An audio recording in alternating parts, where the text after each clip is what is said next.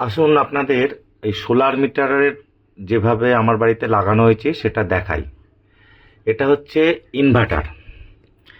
এই ইনভার্টারটার কাজ হচ্ছে সোলারের ডিসি লাইনটাকে এসি লাইনে কনভার্ট করা। সোলারের যে লাইনটা আমার উপর থেকে এসছে, ওপরের একদম ছাদেতে লাগানো আছে।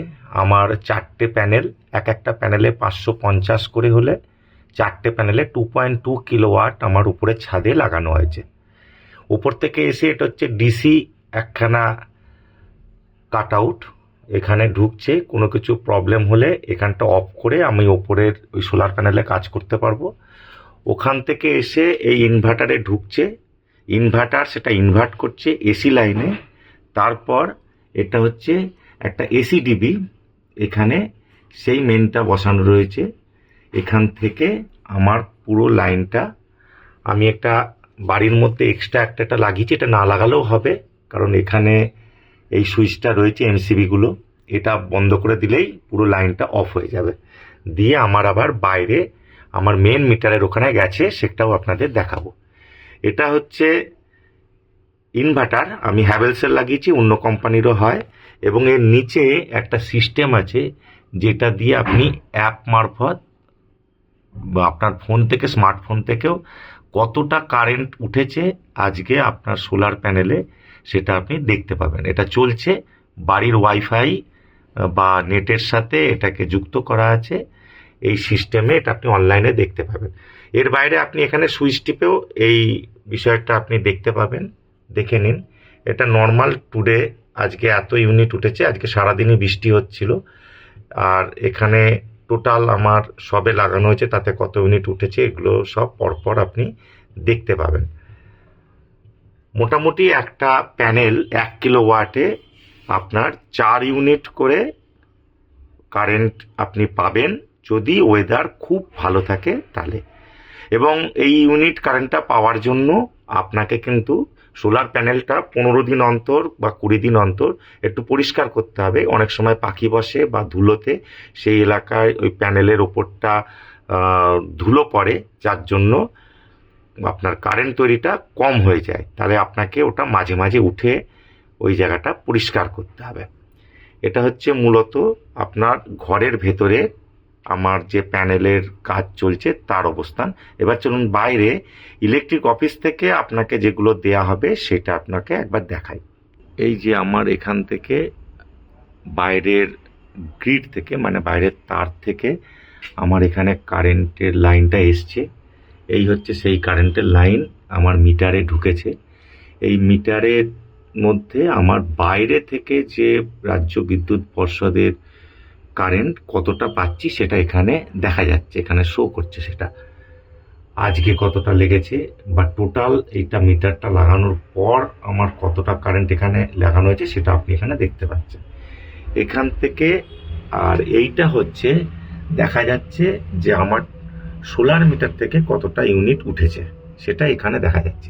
এখান থেকে একটা লাইন, এটাকে ব্রাশবার বলে, এই ব্রাশবারের মধ্যে ঢুকেছে। আর আরেকটা লাইন ওই রাজ্য বিদ্যুৎ পর্ষদের লাইন থেকে এর ভেতরে ঢুকেছে, ঢুকে এখানে এটা জোড়া দেয়া হয়েছে। এবং এখান থেকে তারপর সাপ্লাই লাইনটা আমার যাচ্ছে আমার এই মেন সুইচে এখান থেকে লাইনটা যাচ্ছে। এটা হচ্ছে ব্রাশবারের ভেতরটা। এরকম একটা ব্রাশবার আপনাদের লাগাতে হবে, এটা আপনাকে নিজের পয়সাতেই লাগাতে হবে। এখানেই দুটো জায়গার সোর্স, আমার কারেন্টের সোর্স দুখানা, একটা পর্ষদের লাইন আর একটা হচ্ছে সোলার লাইন। এই দুটো জায়গা থেকে সোর্স এসে এখানে জুড়ছে, জুড়ে এখান থেকে তারপর আমার বাড়ির জন্য ডিস্ট্রিবিউট হচ্ছে। এইটাকে নেট মিটার বলে, আর এটাকে সোলার মিটার বলে। সোলার যেখানে এসে তার রিডিং দিচ্ছে সেটা সোলার মিটার, আর এটা হচ্ছে নেট মিটার। আমাদের বাড়িতে যে মিটারগুলো থাকে সেটা একদিকে ঘুরে, তার ভেতরে যে চাকাটা সেইটা একদিকে ঘুরে তার মিটারটাকে সে পরিমাপ করে, মানে মাপে যে কত ইউনিট হচ্ছে। কিন্তু এই ধরনের মিটারগুলো দুদিকে ঘুরতে পারে। যখন সোলারে বেশি উৎপন্ন হচ্ছে তখন সে এটাকে উল্টো দিকে ঘুরিয়ে দেবে, দিয়ে বিদ্যুৎটাকে পর্ষদের লাইনে, মানে আমাদের সরকারের যে কারেন্টের লাইন সেখানে পাঠিয়ে দেবে। আর যখন রাত্রিবেলা বা যখন কম উৎপাদন করবে তখন পর্ষদের লাইন থেকে এই উল্টো দিকে আবার ঘুরে আমার বাড়িতে আসবে। এইভাবেই এখানে মিটারের হিসাবটা হয়। এটা এখনো আধুনিক হয়নি। এটা আধুনিক হলে এই মিটারের মধ্যেই সম্পূর্ণ হিসেবটা হয়ে যেত। এখন যেহেতু এটা আধুনিক হয়নি, তাই দুটো মিটার থেকে আমাকে ইলেকট্রিক অফিস হিসেব করে দেবে যে আমার কত ইউনিট কারেন্ট পুড়ছে। যদি আমার উৎপন্ন বেশি হয় তাহলে আমার খাতায় সেটা জমা হবে। গরমকালে বা যখন আমার বাড়িতে বেশি দরকার হবে তখন সেটা অ্যাডজাস্ট হবে। আর যদি আমার কম হয় তাহলে আমাকে বাদবাকি অংশটুকুন ওই সোলারের থেকে বাদ দিয়ে তার টাকাটা আমাকে বিদ্যুৎ পর্ষদে দিতে হবে। এই যে ইনভার্টারটা আছে এটা কারেন্ট না থাকলে চলবে না। তার মানে আপনার বাড়িতে যদি লোডশেডিং হয়ে যায় তাহলে এই ইনভার্টারের কাজটা আর হবে না। তাহলে ইনভার্টারের কাজটা হওয়ার জন্য আপনার কারেন্ট দরকার, এবং কারেন্ট দরকার মানে আপনার রাজ্য বিদ্যুৎ পর্ষদ বা আপনি যে এলাকায় রয়েছেন সেই এলাকার বিদ্যুতের যে ডিপার্টমেন্টের লাইন রয়েছে তার কারেন্ট আপনার বাড়িতে প্রয়োজন। তার মানে কি দাঁড়ালো যে আপনার বাড়িতে যেটা উৎপন্ন হচ্ছে সেটা দিয়ে আপনি সরাসরি কোনো কিছু চালাতে পারবেন না, আপনাকে সেই কারেন্টটা লাগবেই। সুতরাং আপনার কারেন্টটা সবসময় অন থাকবে। ওই জন্যই আপনার এখানকার কারেন্টটাও ওই অনলাইনের মাধ্যমে সেই এলাকার বিদ্যুতের লাইনের সাথে জোড়া থাকবে। তাই এটাকে বলে অনগ্রিড সিস্টেম। আরেকটা হয় অফগ্রিড সিস্টেম, যেখানে আপনার বাড়িতে ব্যাটারি থাকবে, সেই ব্যাটারি আপনাকে কিনতে হবে, সেটাতে চার্জ হবে। রাত্রিবেলা সেই ব্যাটারি থেকে আপনার বাড়িতে কারেন্ট আসবে, আর দিনের বেলা সেই ব্যাটারিতে ওইটা দিয়ে চার্জ হবে। সেই ব্যাটারি থেকেই কারেন্ট এসে এই ইনভার্টারটাকে চালাবে। সেটাকে বলে অফগ্রিড সিস্টেম। অফগ্রিড সিস্টেম স্বাভাবিকভাবেই খরচা বেশি, কারণ অফগ্রিড সিস্টেমে আপনাকে ব্যাটারির জন্যও খরচা করতে হবে।